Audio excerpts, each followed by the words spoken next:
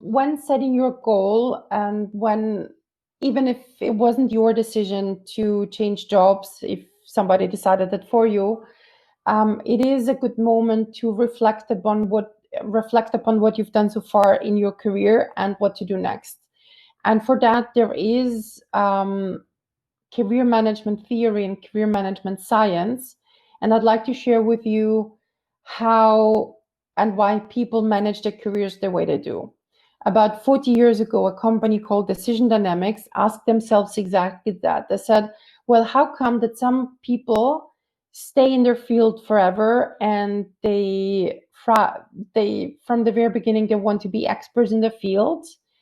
Then there are people who hop in and hop out from company to company, and then there are some that, while finishing their university, their degree, they already know that within 10 years or 15 years they want to be CEOs.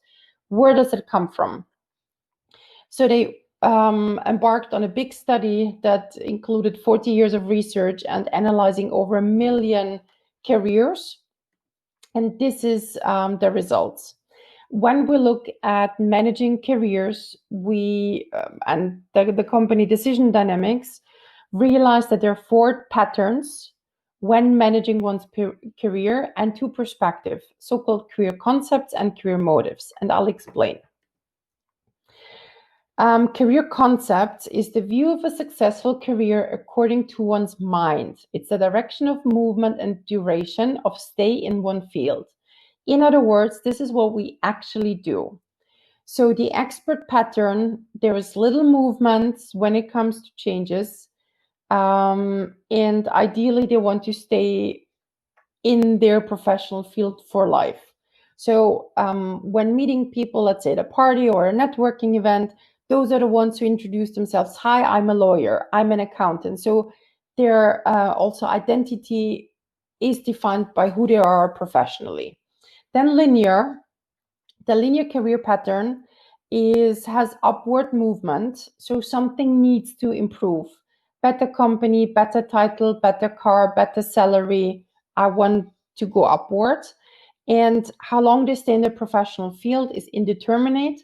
Once there is an opportunity to move upward, they will do that. Spiral is a career pattern where change happens every 5 to 10 years to laterally related fields. Here I always mention my colleague Anna as an example.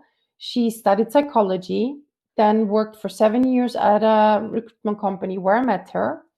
Then she changed and she spent 7 years from HR senior specialist to HR director.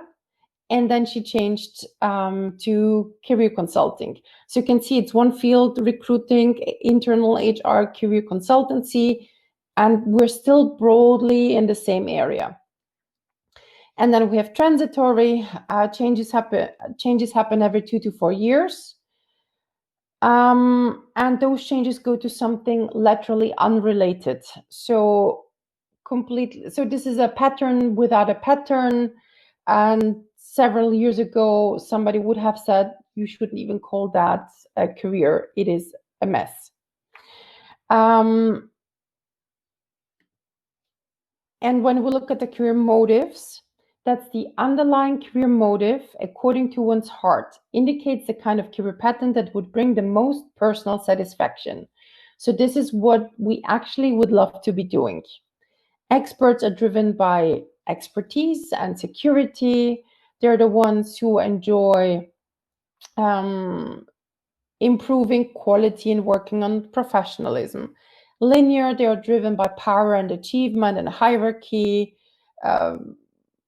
remuneration, etc. Spiral is all about personal growth, creativity, team, working in a team, etc.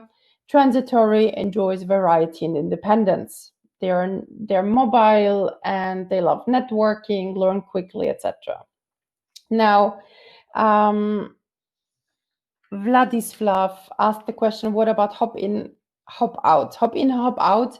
Now, in our new vocabulary would be a transitory person. Now, what we also need to remember, and I'm sure when you heard now about this theory, some of you thought, oh, this is me. And when you heard, for example, hop on, hop off transitory, you all could have thought, oh my God, this is not serious. Or somebody could have thought when hearing about expert and staying in a field for life, like, oh my God, this is so boring. So this hop on, hop off, or staying with a company for 10, 15, or 20 years, it is what you need to remember when you send somebody CV, when you are in an interviewing situation. It is possible that the person is, for example, expert, has an expert pattern, and interviews, well, an expert pattern wouldn't probably interview a transitory pattern, but it definitely would judge a transitory CV to say, oh my God, I don't even want to talk to this person. The moment I hire them, they will start looking for a job after 3 months. That's a waste of resources. So I think you get the idea here. Now I can see already some people typing. Gigi, I think it's Gigi, say, can you share the slides? Well, please do make notes. I did mention that at the beginning. Now, there is a test you can take. You can obviously do the thinking exercise and say, okay, where am I not? But if you take a test, you can see the results. And the results, and I'd like to discuss how the results look like, so it will be also easier for you to identify yourselves where you are at. So when we look at results, we see blue bars and red bars. The blue bars tell us the career concepts. What does my mind say? What have I been, what's the word? What have I been, let's say, trained or, see, I'm missing a word. What has society, my upbringing, etc. Yeah, exactly. What's expected of me. So what is the external factors? So blue bars are career concept. So when I look at the blue bars here, this person's ideal career is a combination of primary and secondary. So this person thinks, okay, advancing is important, and while advancing to develop my competencies. So this combination would hint at probably general management. The career motives, the red bars, is what the heart says, and here in this example we have a perfect match. Now, and this is obviously ideally what we want to achieve. Now, question to all of you: how many percent do you think have aligned mind and heart in their careers, career concepts and career motives? How many percent do you think are aligned? 30%, 1%. Okay, it's not that bad. It's not 1%. 10%, 15%. Okay. The data says 36% are aligned, 64% are not aligned. 64% not aligned doesn't mean that 64% of all employees or people on the market, professionally active, are completely unhappy. It means that 64% of professionally active people could be happier. Now, and as Salvatore says and comments, there's still a lot of missed engagement. Absolutely, yes. I mean, imagine that you're in a company where 64% of engagement and performance is not fully used. It's such a waste. Waste of talent, potential, lost opportunities, etc. And I want to show you two examples of mismatch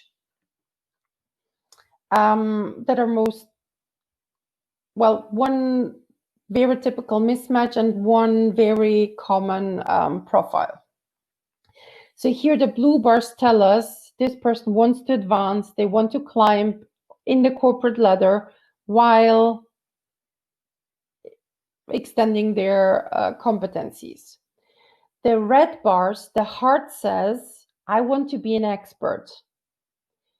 The heart says, when you look at the linear bar, I don't want to be promoted. I don't want to manage a team. And spiral and transitory is in sync. Now, question to you, and I'll be sure to be precise in my question.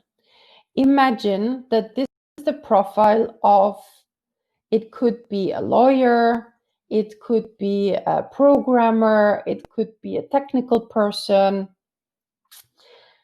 And let's go with programmer. Let's assume that this is a programmer's profile. Their boss comes to the programmer and says, listen, you're a programmer, you are our best programmer. We want to promote you to team leader. Question to you guys. Will this person accept the job offer? And do they want to accept the job offer? So you see there are two different. Will they accept it? Do they want to accept it? Heart versus brain. Andre, okay, I see your question. Miliana, they will accept the job offer, but they will be unhappy, would accept it, but doesn't want to. Exactly, you get it. You absolutely get it. So this is exactly when our brain tells us this is the right thing to do. But it's not in line with the heart, because that person doesn't want to manage people. They actually much rather be sitting in front of their PC, programming beautiful code, writing beautiful code. It doesn't mean, because some of you jumped here to a quick conclusion, it doesn't mean that all of them will perform badly. You can learn to be a manager. There are certain rules and mechanisms and practices and habits, etc. It can even be that this person will be a good manager, but it's not something that will fulfill them deeply. And there was a question if you can take such a test online. Yes, you can, and I'll tell you a little bit about that later. Here we have another profile, good news, bad news pattern.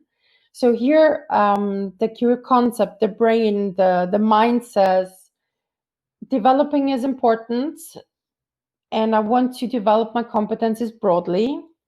And if after time I advance in my career, this is good. What does the heart say? The heart says, I want expertise and security. I want hierarchy. I want advancement. I want money. I want creativity, teamwork, personal development. I want to develop others. And I want transitory. I want independence and variety and networking and being mobile and learning quickly. Now, question to you, and I think this is working well with this group. How do you think does a person feel who wants everything? Milena says they are a student. You'd be surprised. We tested a lot of students. They don't have that. Not all of them have it. Agnes says they could be confused, unhappy.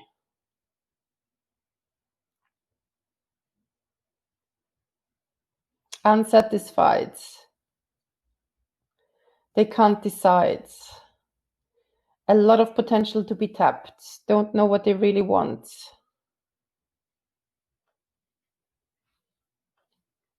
Uncertain. They're enthusiastic. For a reason, this profile is called good news, bad news pattern. People with that pattern usually also have the competencies behind it. So they're those Renaissance people who are good at a little bit of everything. But bad news is, good news, they will be really good and find many different roles very interesting and will be enthusiastic about it. But bad news, sooner or later, they'll get bored because at least one or two of the elements will be missing. A standard corporate role usually is able to fulfill two, maybe three of my needs, my heart needs, very rarely all four. So question to all of you. Imagine this is a friend of yours who is not a student. Let's say they have worked 10, 15 years. And they have that profile. In the words of a client of mine, he said, Sandra, I need to talk to somebody. I have the feeling I'm standing not at a crossroads of my career. It's not left or right. I have the feeling I'm standing in front of a roundabout with 10 exits, and I don't know which one to take.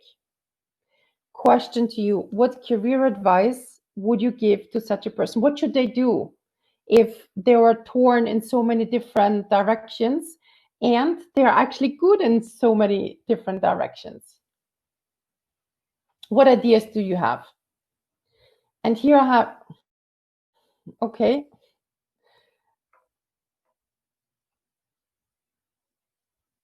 And I'll say it right away. There are no right or wrong answers. There are a couple of different approaches towards that. Okay, Maxime says freelance or own business. Now, if somebody's a freelancer, and let's do this thinking exercise together. If you are a freelancer, let's call it a traditional freelancer, what do you think? What's the combination of patterns for freelancers? What do you think? So freelancers they want independence, so it has to be transitory, and they're usually good at one thing. So a traditional freelance would be expert and transitory, exactly. If I say have your own business, that could be linear and transitory, but then I'm missing expert and spiral.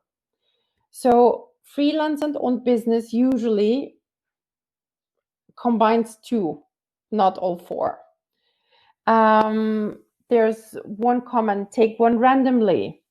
Milan says, this is me, I don't have ideas, propose a new role. Consultant probably would be good. Consultant, if at a senior level with a good salary, then yes. So you see, this isn't so easy when we talk about career management and taking the next steps, especially if we want to do it strategically. And to make things even more complicated, we said we have the mind level, then the heart level, then we have the CV level, what somebody can actually see on the CV, and then we have the market, what the market wants. So once we put all those four layers together, it gets really complex. One, I think, person said it, but I'm not sure if that's what you meant. Propose a new role. When you see, because if you do have a job, change is not always the solution. When somebody tells us, okay, I want to change jobs, our first question is why? And sometimes it's really something is missing. So we call the job crafting to be able to go back and say, where's the discrepancy? What is missing? Are you managing people that you don't want to be managing? Maybe go back to your organization and say, listen, I don't want to be a manager anymore. Maybe it's that you need a little bit more variety. So maybe you can engage in different projects within your organization. So one solution here is definitely job crafting. The other one, a very common one, is to say, is a combination of job crafting. What can I get out of my job versus what can I make up for in my free time? For example, your organization doesn't allow to develop your expert competencies and live your expert pattern. Start an expert blog. Your organization doesn't allow for transitory, for variety, independence, and autonomy. Those are people who usually do lots of sports, traveling, art in their free time, or they do volunteering.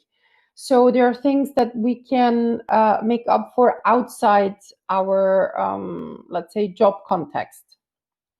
But it definitely makes sense to think about where you are at, where are potential areas of development, areas of frustration. And now you've seen that the majority does have primary and secondary preferences. So when you start combining those, we said expert and transitory, we can then deduce and say, oh, actually, you would be very happy in a freelance situation. Expert and spiral would be consultant, etc. So when we combine those, and I'll leave the slide up a little bit. When we combine those, we can then also deduce ideal career path. So expert linear, functional manager, expert spiral, general consultant, expert transitory freelance, linear spiral, general management, linear transitory, independent business owner, spiral transitory, entrepreneur or intrapreneur. Hi, you have just watched a little fragment of all the know-how at Career Angels that goes into finding the best possible job. We have decided to put our know-how into one very thorough and structured course that is now available on Udemy. In that course, we will walk you through all 4 steps of the job hunting process. Step number 1 is about goal setting, realistic goal setting. We will explain career management theory backed by research, as well as walk you through the parameter bidding exercise. Step number 2 is about your unique selling proposition. In other words, how you position yourself on the current job market. Step number 3 is about communicating that in your CV for applicant tracking systems, and your optimized LinkedIn profile. Step number 4, the last step, is about managing and navigating the job hunting channels, meaning how to network, how to apply to job ads, how to contact headhunters, and how to contact and reach out to decision makers at the companies you would like to work for. So in summary, the course is very thorough, explains all our methodology, and is now available on Udemy. Summarizing, our course on Udemy walks you through the 4 steps of the job search process. Why did we decide to publish it? We did that so that your own job search becomes less frustrating, faster, and more effective. If you'd like to check it out, find the link down there in the description.